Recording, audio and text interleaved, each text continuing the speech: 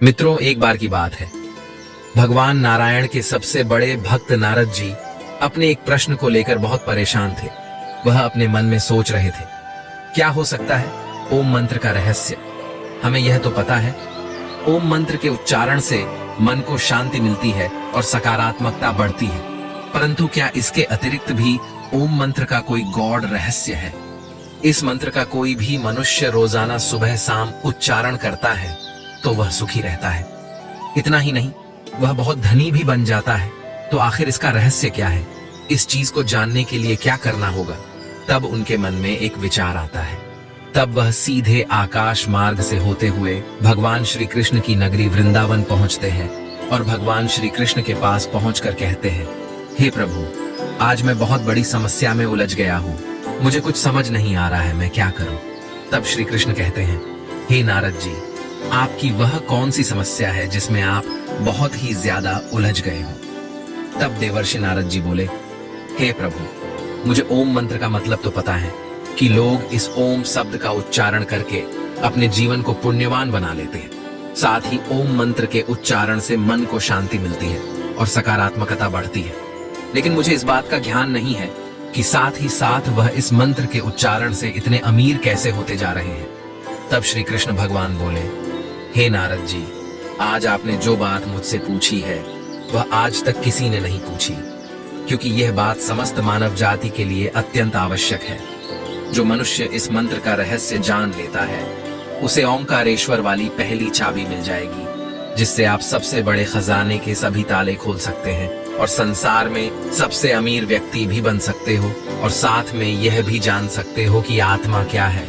इस ओम मंत्र का उपयोग करके लोग कैसे अमीर बन जाते हैं, चलो मैं तुमको बताता हूँ, लेकिन उसके लिए तुम्हें एक कथा सुननी होगी। तभी देवर्षि नारद कहते हैं, हे प्रभु, कृपा करो और हमें वह कहानी सुनाओ। तब श्री कृष्ण बोले, ठीक है, मैं तुम्हें वह कहानी सुनाता हूँ, लेकिन पहले सच्चे मन से इस वीडियो को अंत तक देखना। साथ ही आप इस कथा का प्रसार करना। इस कथा को सुनने मात्र से लोगों के जीवन में जो दुख है वह दुख दूर होने लगता है। तभी नारद मुनि बोले, ठीक है, मैं इस कहानी को पूरा सुनूंगा और इसका प्रसार भी करूंगा। तब श्री कृष्ण कहते हैं, हे देवर्षि नारद जी, जब प्राचीन काल में एक सन्यासी को लगा कि गुप्त मंत्र से बड़े बड़े खजाने के ताले तोड़े जा सकते हैं, तो वह सन्यासी गुप्त मंत्र की तलाश में एक बड़े आश्रम में जाता है और वहां के आचार्य से कहता है कि हे आचार्य, आप मुझे मूल्यवान गुप्त मंत्र दीजिए। तब आचार्य ने कहा कि मैं तुम्हें गुप्त मंत्र तो दूंगा, लेकिन बदले में तुम्हें सालों तक यहाँ रहकर सेवा करनी होगी। वह सन्यासी कहता है, ठीक है, मुझे मंजूर है। सन्यासी ने सेवा करते करते सालों बिता दिए। एक दिन सन्यासी आचार्य के पास गया और बोला कि अब तो वह गुप्त मंत्र मुझे दे दीजिए। तो आचार्य ने कहा कि ठीक है, मैं तुम्हें वह मंत्र देता हूँ, लेकिन वह मंत्र मैं तुम्हारे कान में वह गुप्त मंत्र कहूंगा। सन्यासी नजदीक गया तो आचार्य ने ओम मंत्र दिया। सन्यासी खुश हो गया।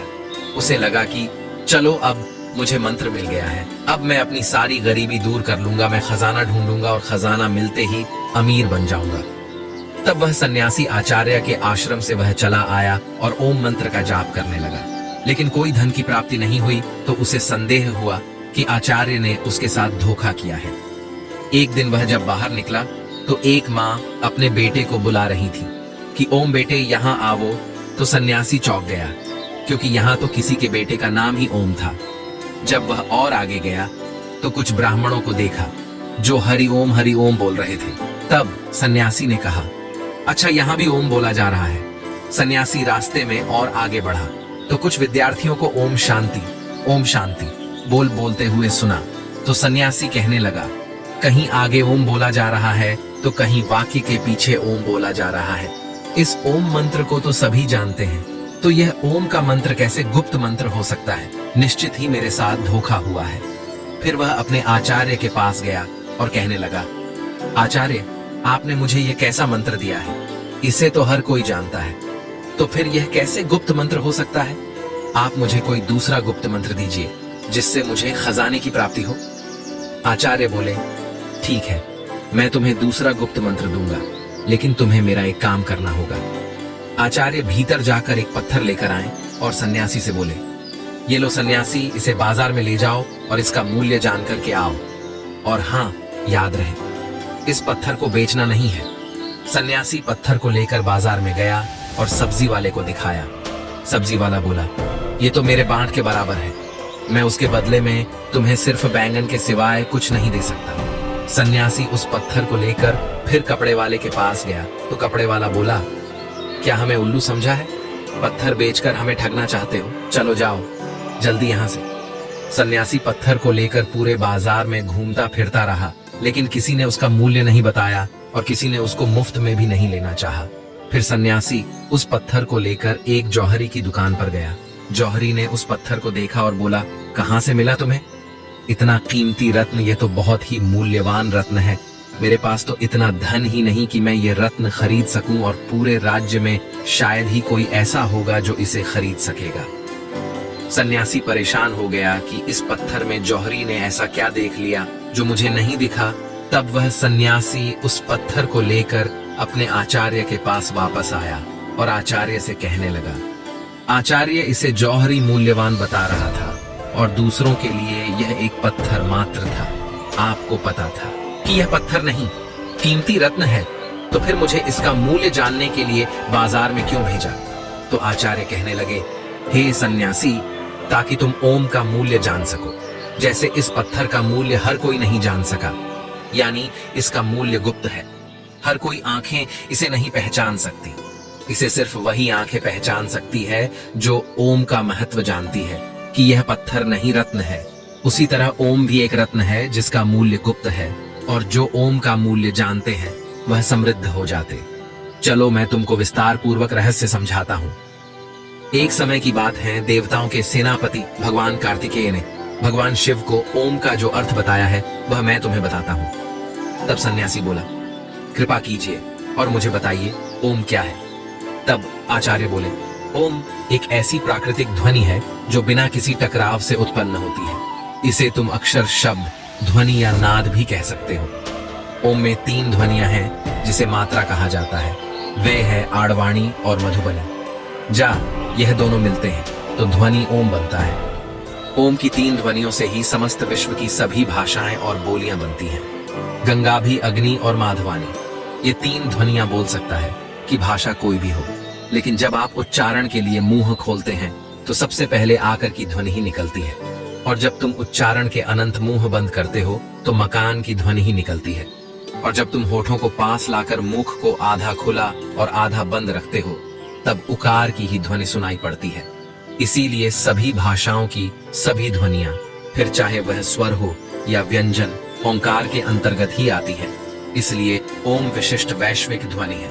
मांडू के उपनिषद के अनुसार ओंकार जगत की उत्पत्ति और लय का प्रतीक है, और मधुबनी इस समग्र संसार की लय को दर्शाती है। ओंकार आत्मा की 3 अवस्थाओं को भी दर्शाता है। इसी तरह सन्यासी को ज्ञान देते हुए आचार्य बोले, पहली स्थिति है जागृत। इस अवस्था में जीवात्मा अपने स्थूल अंगों और इंद्रियों से भोगों को भोगता है। दूसरी स्थिति है स्वप्न अवस्था। इस अवस्था में जीव अंता प्रज्ञ होकर जागृत अवस्था में भोगे अपने मन के द्वारा अनुभूति करता है। तीसरी अवस्था है सुसुप्ति। इस स्थिति में जीवात्मा आनंदमय ज्ञान स्वरूप हो जाती है और ज्ञान से परमानंद को प्राप्त करती है। और यह तीनों अवस्थाएं जब हो जाती है तो इस अवस्था में आने के बाद आत्मा अद्वैत शिव ही शिव रह जाती है। अब उस जीव जगत और ब्रह्म के भेद का प्रपंच नहीं रहता और उसे अनाहत नाद ओम सुनाई देता है। आचार्य आगे कहते हैं, अनाथ का कौन है? इस जगत में शिव है जो इस जगत के रूप में अपना विस्तार कर रहे हैं। शिव ही अपने पुत्र के रूप में जन्म लेते हैं और शिव ही मेरे माता पिता के रूप में जन्म लेते हैं। इस संसार में केवल शिव ही है। शिव के सिवाय कोई नहीं। बोलने वाला भी शिव ही है और सुनने वाला भी शिव ही है। सांप बनकर शिव ही अपने आप को डसने जा रहे और शिव ही उस सांप से बचने के लिए दौड़ रहे हैं। इस ओम के रहस्य को जान लेने के बाद सोना, चांदी, रुपए, पैसे सब मिट्टी लगने लगता है, क्योंकि यह सब भौतिक पदार्थ वास्तव में शिव का स्थूल रूप है। आगे सन्यासी कहता है, मैं तो इतना अमीर हूँ कि यह घर, यह जमीन, यह पृथ्वी, यह तारामंडल ही नहीं, पूरा ब्रह्मांड ही मेरा है। और ऐसे कितने ब्रह्मांड होंगे जो मेरे शिव के अंग है। तो मेरे जितना अमीर कौन हो सकता है? जब मुझे इतना बड़ा खजाना मिल रहा है, मैं क्यों इन किलो 100 किलो सोना चांदी और रुपए पैसे के पीछे भागूं? साथ ही आचार्य सन्यासी को कहता है, इस खजाने को अपना समझने के लिए मैंने 3 नंबर की चाबी दी है। अब मैं तुम्हें वह बताता हूँ मूल नैसर्गिक ध्वनियां। 3 है आड़वाणी और मधुबनी नैसर्गिक रंग। 3 है लाल पीला और नीला प्रकृति के मूल लक्षण। 3 है नाम रूप और गुण शरीर की तासीर। 3 है उत्पत्ति पालन और प्रलय और उनके देवता भी 3 हैं, ब्रह्मा विष्णु और महेश पदार्थ के मूल तत्व। 3 है न्यूट्रॉन प्रोटॉन और इलेक्ट्रॉन पहले और गहराई। और इन 3 नंबर की चाबी को जितना गहराई से अध्ययन करोगे और उसकी गहराई में जाओगे, भगवान शिव को ही पाओगे, नहीं तो अपने आप को ही पाओगे, क्योंकि इस संसार में तुम्हारे सिवा दूसरा कोई है ही नहीं। अब उस सन्यासी को बात समझ आ गई और वह तब से धन की लालसा को छोड़ते शिव की साधना में लीन हो गया। तब श्री कृष्ण बोले, हे देवर्षि, अब तो आप समझ गए होंगे कि आखिर कैसे कोई भी ओम मंत्र का उपयोग करके धनी बनते जा रहा है। तब देवर्षि नारद कहते हैं, जी प्रभु, मुझे मेरे प्रश्न का उत्तर मिल चुका है और मैं अच्छे से समझ गया हूँ। तभी श्री कृष्ण कहते हैं, ओम सनातन धर्म का प्रतीक है और यह शिव का भी प्रतीक है। ओम एक ऐसी ध्वनि या मंत्र है जो अनगिनत रहस्य को अपने अंदर समेटे हुए है। ओम ही ब्रह्मांड की एक ऐसी ऊर्जा है जिससे यह ब्रह्मांड बना है। जब अलग अलग ध्वनि को ऊंची आवाज में बजाया जाता है तो हर ध्वनि का असर शांत पड़े पानी पर अलग पड़ता नजर आता है, लेकिन ओम की ध्वनि का असर पानी पर सबसे अलग पड़ता है। ओम की ध्वनि के बजने पर पानी पर ऐसी आकृति बनती है जैसे कि सनातन धर्म में बताए गए श्री यंत्र की आकृति होती है। उसके सिवा कोई ध्वनि ऐसी आकृति नहीं बनाती। तब देवर्षि नारद बोले, हे प्रभु, मुझे ये सारी बातें समझ में आ गई हैं। अब मैं इस ओम ध्वनि को पूरे विश्व जगत में विख्यात करूंगा और सभी को यही कथा सुनाऊंगा। हे प्रिय मित्रों, आपको यह कथा कैसी लगी? आप हमें इस वीडियो के कमेंट में जरूर बताएं। साथ ही चैनल को सब्सक्राइब भी करें। आप सभी को प्रेम से जय श्री कृष्ण।